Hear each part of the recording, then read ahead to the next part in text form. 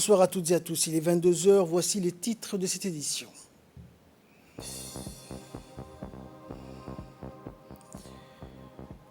La première édition du concours d'e-Startup 2021 a été organisée à Djibouti sous le patronage du Premier ministre.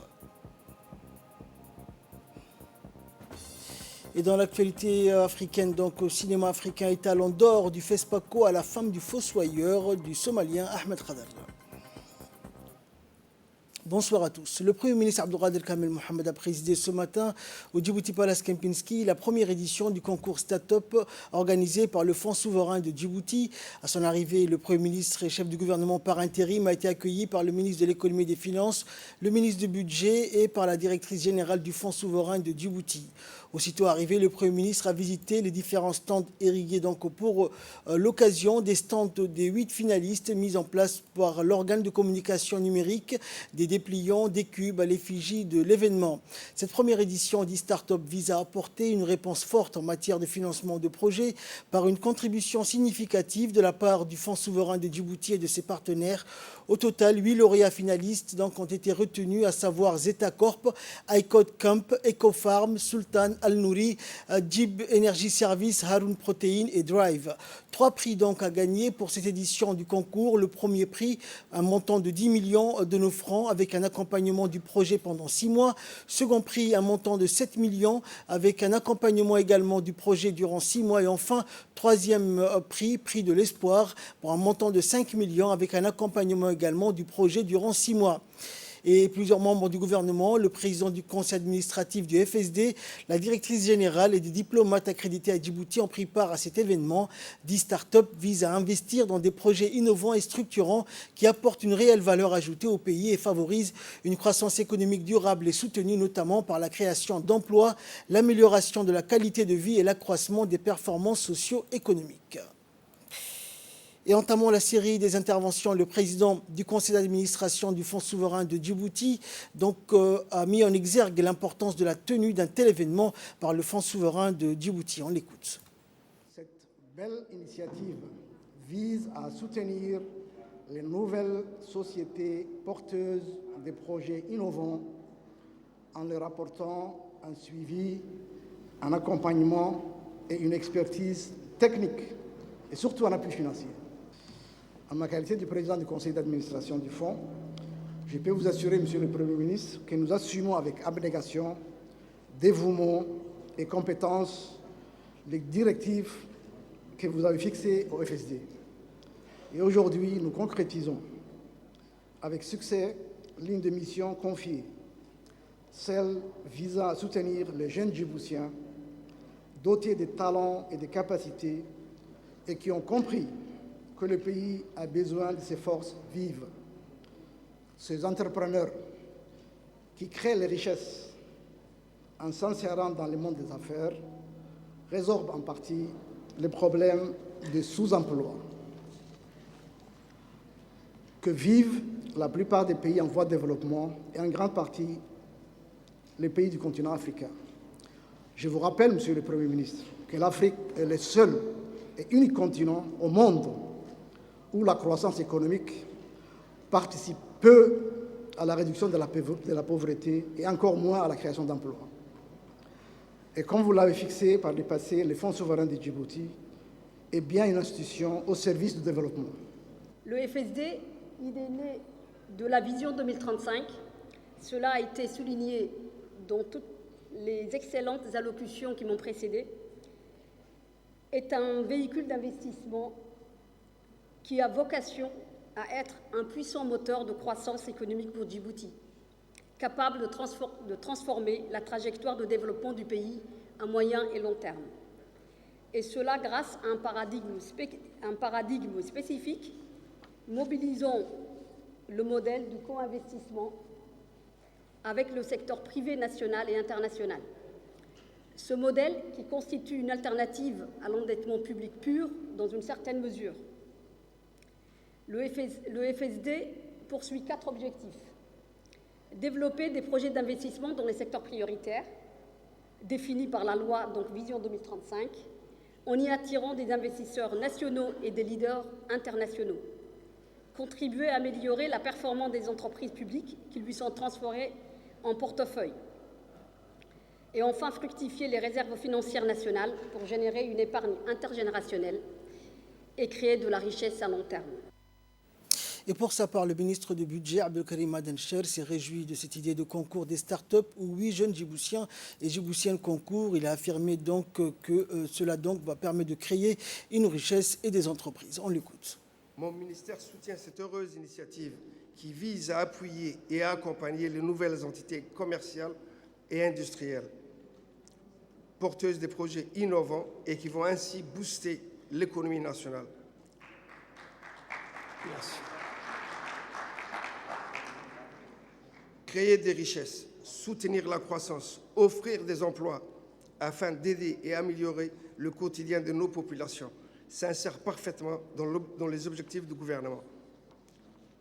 De concert avec le ministère des Finances, chargé de l'industrie, nous répondons ainsi aux directives du président de la République, qu'Allah l'assiste, qui veut faire de notre pays un hub commercial, logistique, porteur et numérique incontournable, en somme, un État stable et prospère.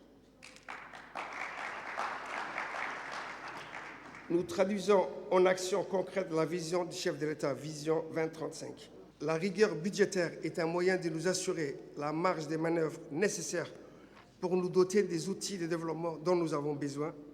Il faut créer de la richesse, puis faire en sorte que cette richesse profite à tous, surtout pour les plus vulnérables.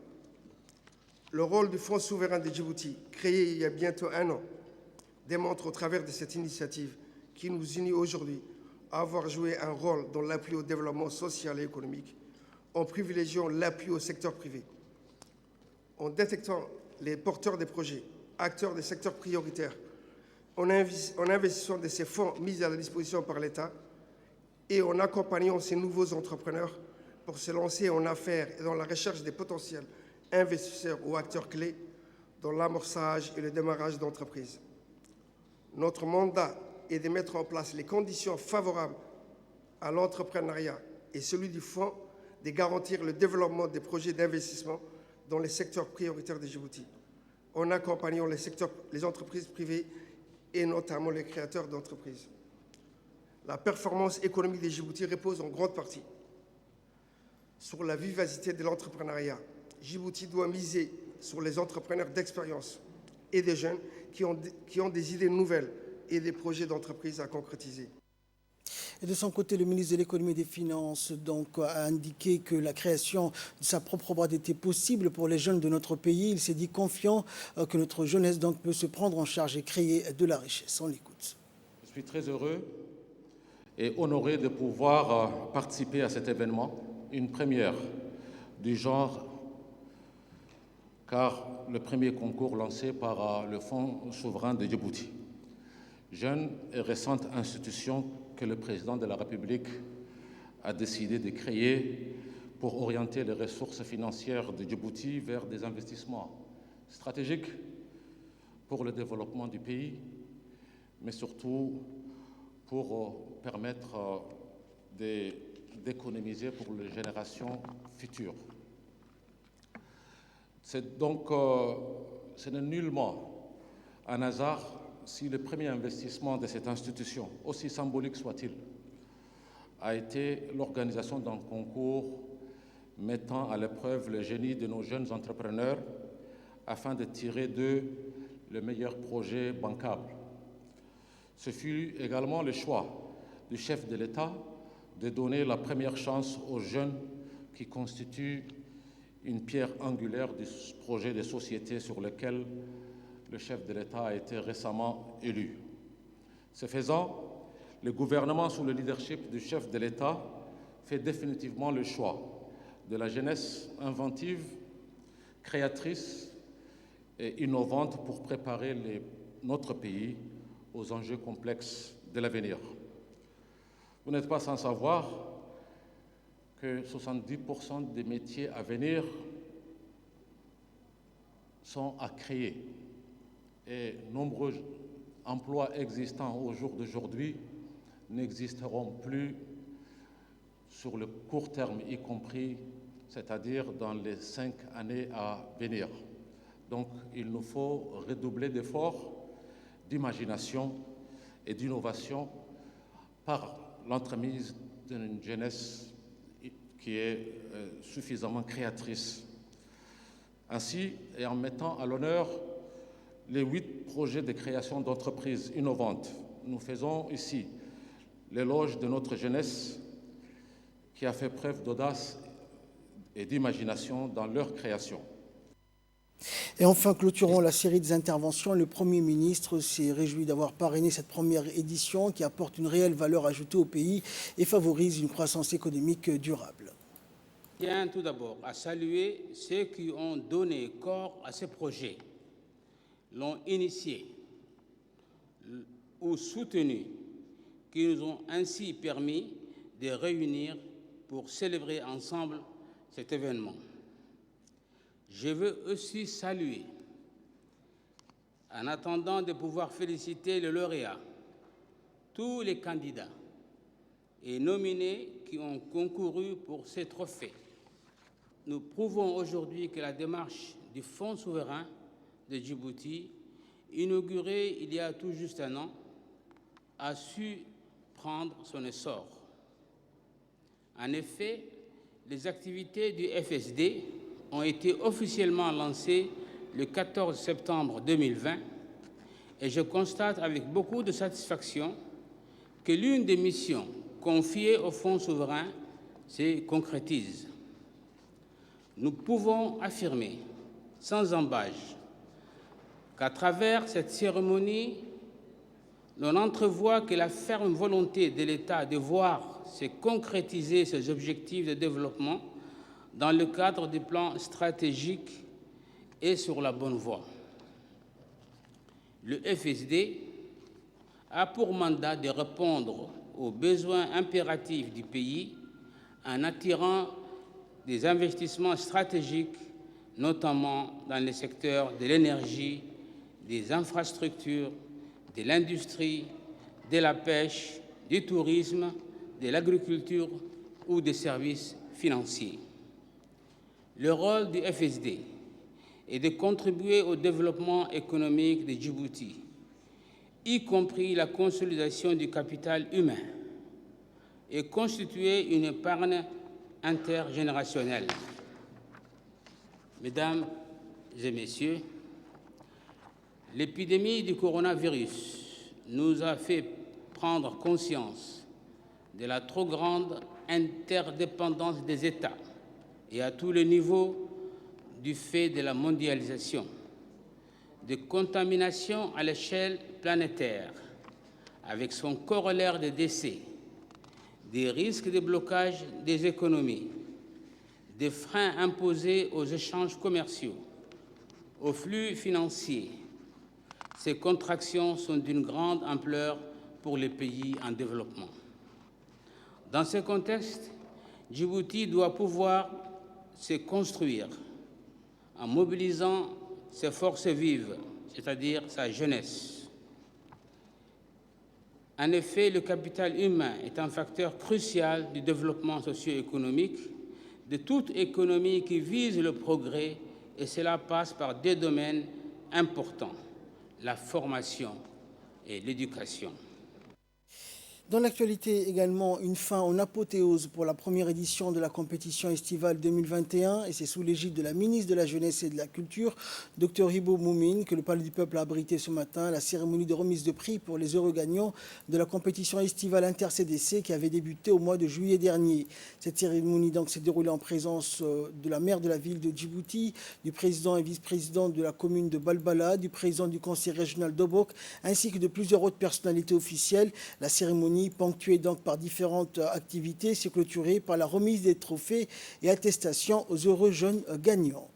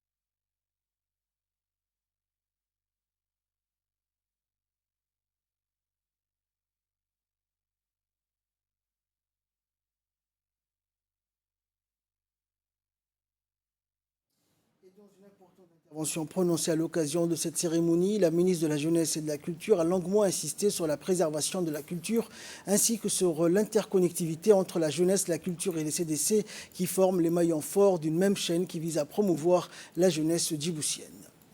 Pour moi, un immense plaisir de parrainer cette cérémonie de remise de prix des trophées aux gagnantes et aux gagnants des compétitions estivales inter-CDC de 2021.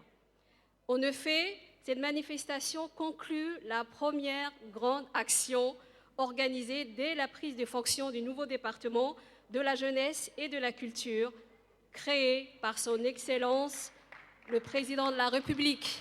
Ainsi, nos premiers remerciements reviennent à son Excellence Ismaël Omar Guelleh, qui a choisi d'associer la jeunesse et la culture.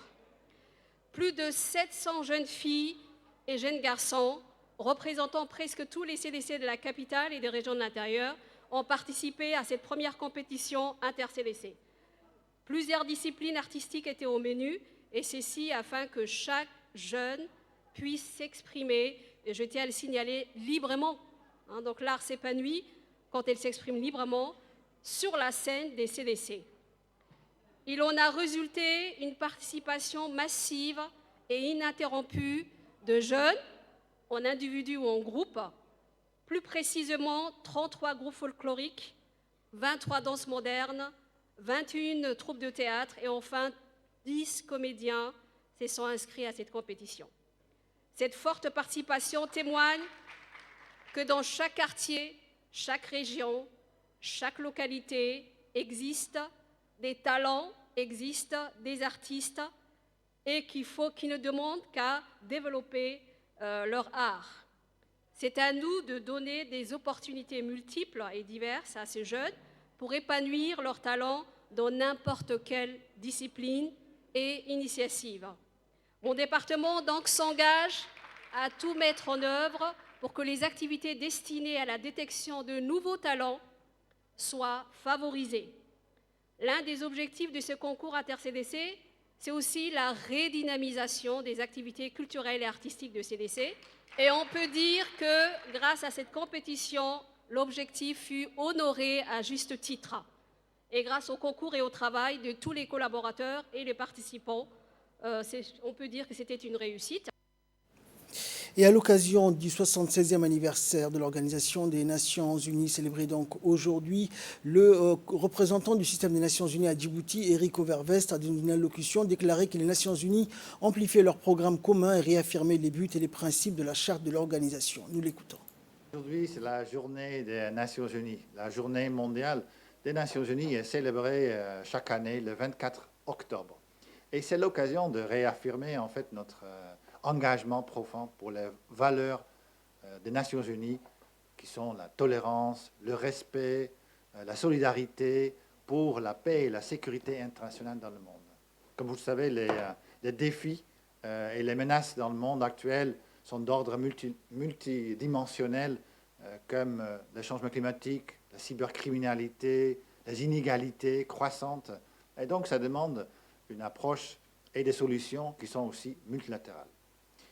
Je pense que Djibouti, depuis son indépendance, a joué un rôle clé dans les Nations Unies, a donné son apport dans les grands forums au niveau international et a joué un rôle stabilisateur dans la Corne de l'Afrique, dans la région.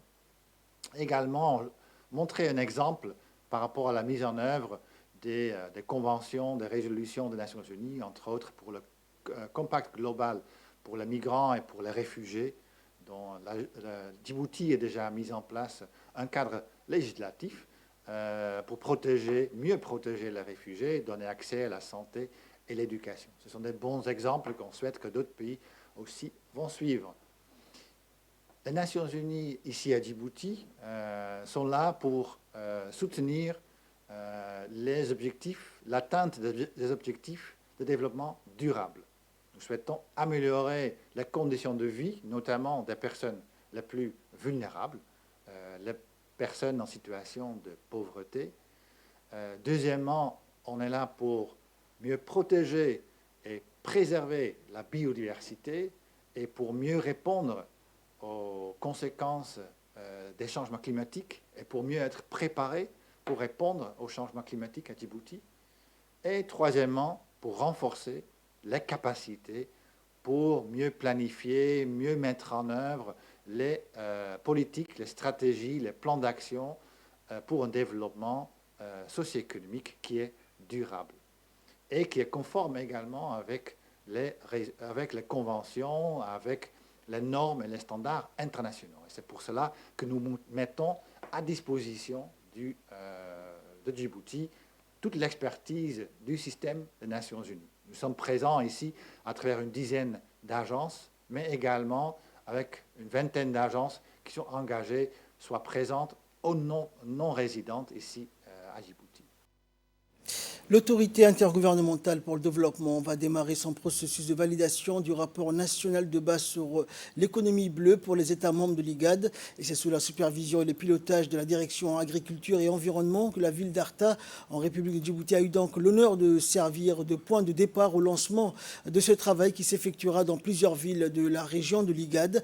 Lors de cet atelier de travail vont être abordés les défis et les moyens qui seront mis en place afin de respecter les dispositions de la politique du protocole de l'IGAD sur la biodiversité qui fournissent certains cadres juridiques pour la sauvegarde, la conservation et la restauration des ressources de la biodiversité terrestre maritime. Un atelier similaire devrait se tenir dans les autres États membres de l'IGAD et l'expert régional en pêche dirigera le processus. Un facilitateur national sera engagé pour aider à la facilitation pendant la réunion et à la soumission du rapport final. Actualité internationale à présent, cinéma africain, étalon d'or du FESPACO à la femme du fossoyeur du Somalien Ahmed Khadar.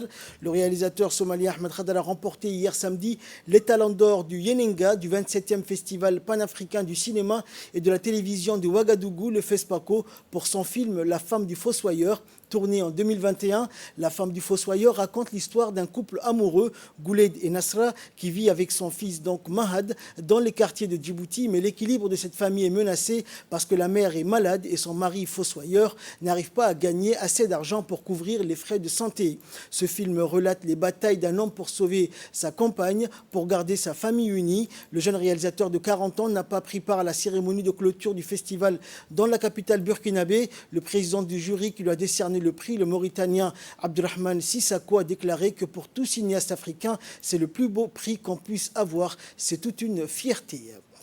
C'est ainsi que prend fin cette édition. Excellente soirée sur Télé Djibouti.